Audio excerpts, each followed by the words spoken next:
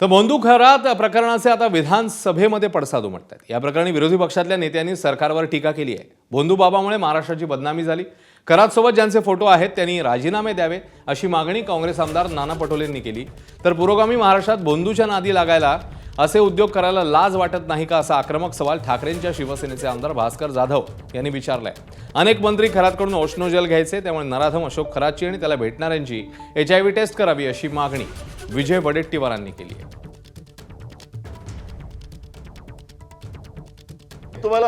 तुम्हाला विनंती करतो अध्यक्ष महाराज, या पापामध्ये त्या खुर्चीचा कुठेही संबंध येत नाही। हे महाराष्ट्राच्या इज्जतीचा प्रश्न आहे। या भोंदूबाबांनी ज्या पद्धतीनं या महाराष्ट्राला बदनाम केलं, महाराष्ट्र आपल्याला माफ करणार नाही अध्यक्ष महाराज। अधिवेशन चाललेलं आहे आणि म्हणून या ठिकाणी ही चर्चा होणं गरजेचं आहे अध्यक्ष महाराज। याचा सोक्षमोक्ष लागणं गरजेचं आहे अध्यक्ष महाराज। कोणी पाणी दिलं, काय झालं त्याच्यावर सगळी चर्चा झाली पाहिजे अध्यक्ष महाराज। अध्यक्ष महोदय, आम्ही पुरोगामी महाराष्ट्र म्हणायचं, आम्ही या ठिकाणी अंध निर्मूलन कायदे आम्ही सभागृहामध्ये तयार करायचे, आम्ही छत्रपती शिवाजी महाराजांचे वंशज म्हणून आम्ही सांगायचं, आम्ही जरा काय झालं की लोकांना गोमूत्र पाजायचं आणि आता त्या बुवाचं मूत्र प्यायला जाता तुम्ही। लाजा वाटत नाही या महाराष्ट्रामध्ये, पुरोगामी महाराष्ट्रामध्ये असे उद्योग करायला? अध्यक्ष महोदय, आता त्याची सगळे जे भेटलेत ना, जे भेटले त्याची HIV टेस्ट पण करून घ्यावी लागेल आपल्याला। ते पण सांगतो ना, जेवढे भेटलेत ना त्या भोंदूबाबाला सगळ्याची HIV टेस्ट गव्हर्नमेंटनीच करून घेतली पाहिजे, नाही तर संसर्गजन्य रोग होईल, सगळेच मरतील। अध्यक्ष महोदय, यामध्ये राजकीय क्षेत्रातील लोक, काही IAS अधिकारी आहेत, IPS अधिकारी आहेत आणि त्याच्याबरोबरच या सगळ्यामध्ये काही महसूल विभागाचे अधिकारी आहेत आणि या सर्व अधिकाऱ्यांनी मिळून अध्यक्ष महोदय जे काही त्यांच्या बरोबर खरं तर या सर्व जे भेटलेत, जे व्हिडिओ क्लिप आलेत, व्हिडिओ क्लिपमध्ये आलेत, व्हिडिओमध्ये आलेत, त्या सर्वांचे CDR मोबाईलचे चेक केले पाहिजे। दरम्यान भोंदूबाबा खरात प्रकरणी पोलिसांकडून सविस्तर कारवाई सुरू आहे। खरातला अटक आता झाली, मात्र 10 मार्च पासून तयारी सुरू होती अशी माहिती मुख्यमंत्र्यांनी दिली आहे। तर जो क्लीन आहे त्यालाच क्लीन चिट देऊ असंही फडणवीस म्हणतात। या संदर्भातली कारवाई ही आपल्या पोलिसांनी प्रोएक्टिव्हली केलेली आहे, याचा ट्रॅप तयार करून ती केलेली आहे आणि अशा पद्धतीनं आता काही महिलांनी तक्रार केलेली आहे, उर्वरित अजून काही महिला या संदर्भात तक्रार करतील। मी नेहमी क्लीन चिट देत नाही, जो क्लीन असतो त्यालाच क्लीन चिट मिळते, अशी कुठलीच चिट माझ्याकडे नाही आणि याच्यात तर ज्याचा दुरान्वयानेही संबंध असेल त्यालाही सोडलं जाणार नाही। मी नेहमी क्लीन चिट देत नाही, जो क्लीन असतो त्यालाच क्लीन चिट मिळते, अशी कुठलीच चिट माझ्याकडे नाही आणि याच्यात तर ज्याचा दुरान्वयानेही संबंध असेल त्यालाही सोडलं जाणार नाही। नाशिकमध्ये भोंदू अशोक खरात विरोधात आणखी 3 गुन्हे दाखल झालेत। भोंदू खरातवर आतापर्यंत 6 गुन्हे दाखल आहेत। खरात विरोधात लैंगिक शोषण आणि फसवणुकीच्या तक्रारींमध्ये वाढ झाली आहे। नाशिक पोलिसांकडून पीडित महिलांसाठी हेल्पलाईन क्रमांक जाहीर करण्यात आलाय। अत्याचार झालेल्या महिलांनी तक्रारी करता पुढे यावं असं आवाहन SIT प्रमुखांनी केलंय। त्यामुळे खरातच्या अडचणीमध्ये आणखी वाढ होईल असंच दिसून येत आहे।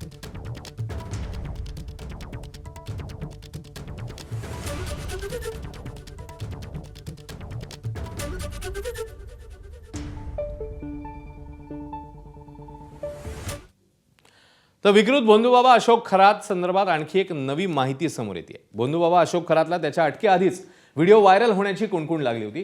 काही पीडितांनी खरातवर कारवाई करण्यासाठी एका आमदाराची भेट घेतलेली।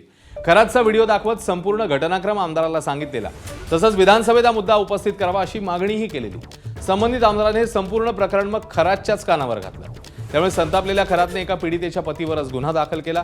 मात्र पीडितांनी हार न मानता दुसऱ्या आमदारांची भेट घेतली। या आमदारांनी मग हे प्रकरण मुख्यमंत्र्यांच्या कानावर घातलं, त्यामुळे या कारवाईला वेग आलाय। दरम्यान हे प्रकरण उजेडात आणण्याऐवजी खरातला वाचवणारा तो आमदार कोण, याची आता जोरदार चर्चा आहे।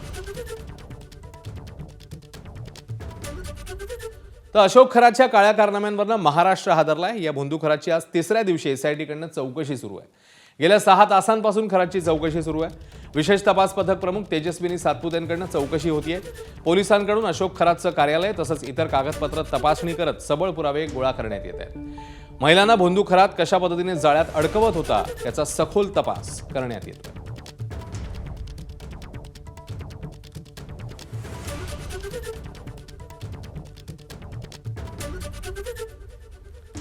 तर भोंदू खरात संदर्भात आणखी एक धक्कादायक बाब समोर आली आहे. भोंदू खरात भक्तांना रबरी साप आणि नकली वाघाचं कातडा दाखवून घाबरवायचा. अशोक खरातच्या मिरगावच्या मंदिरात ही भयशाळा चालायची. भक्तांना घाबरवून आणि अघोरी कृत्य करून भोंदू खरात त्यांच्याकडनं पैसे वसूल करत असे अशी धक्कादायक माहिती समोर येते. इतकंच नव्हे तर नराधमाने चिंचोके विकून लोकांना वेड्यात काढलंय. भोंदू खरात एकेका चिंचोका 1 लाख रुपयांना विकत असे. चिंचोके मंत्रोच्चारित असल्याची बतावणी खरात भक्तांना करायचा. खरातच्या निकटवर्तीयांच्या FIR मध्ये याचा उल्लेख करण्यात आला.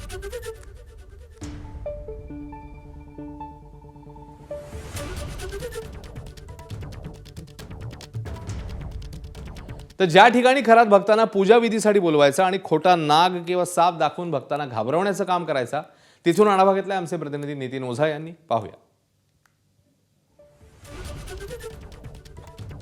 अशोक खरात याला पोलिसांनी ताब्यात घेतल्यानंतर अनेक काळे कारनामे त्याचे बाहेर आलेले आहेत. आणि एकूणच जर पाहिलं तर अशोक खरात ज्या पद्धतीनं काम करत होता, त्याची जी कार्यपद्धती होती ती देखील आता हळूहळू समोर येऊ लागली असून अनेक महत्वाचे उलगडे या सगळ्या पोलीस तपासात बाहेर येत आहेत आणि अजूनही येतील.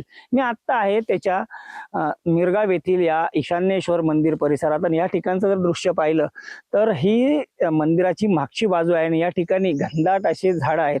एकूणच जर पाहिलं तर अशोक खरात हा ज्यावेळेस नाशिकमध्ये त्याच्याकडे त्याचे भक्त यायचे, त्यांना तो तिथं काउन्सलिंग करायचा आणि त्यानंतर आठवड्यातून 2 दिवस तो याच मंदिरात येत असे आणि याच ठिकाणी तो भक्तांसाठी विधी करतो असं सांगत होता.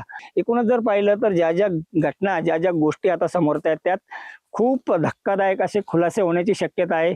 एकूणच हा जो एक खुलासा जो समोर आलाय की नाग सापांची भीती दाखवून तो स्वतः त्यांना हातात घेत होता, त्यामुळे कुठेतरी भक्तांचा त्याच्यावर विश्वास बसायचा आणि तो विश्वास बसल्यानंतर त्याच विश्वासाचा गैरफायदा पुढे अशोक खरात घेत असल्याचंही आता पोलीस तपासात समोर येत आहे. नितीन ओझा, ABP माझा, मिरगाव. अशोक खरात या कथित भोंदूबाबा विरोधात आता अनेक संघटना आक्रमक झाल्यात. पुण्यातल्या बालगंधर्व चौकात गनिमी कावा युवा संघटनेतर्फे जोडे मारो आंदोलन करण्यात आलं. या भोंदूबाबा अशोक खरातचे जो कोणी दोन्ही हात छाटेल त्याला 1 लाख रुपयांचं बक्षीस दिलं जाईल असं जाहीर करण्यात आलं. या आंदोलनादरम्यान रुपाली चाकणकर तसंच इतर कोणतेही मंत्री किंवा नेते यांचा या प्रकरणाशी संबंध आढळल्यास त्यांची सखोल चौकशी करून कठोरात कठोर कारवाई करावी अशी मागणी आंदोलनकर्त्यांनी केली आहे.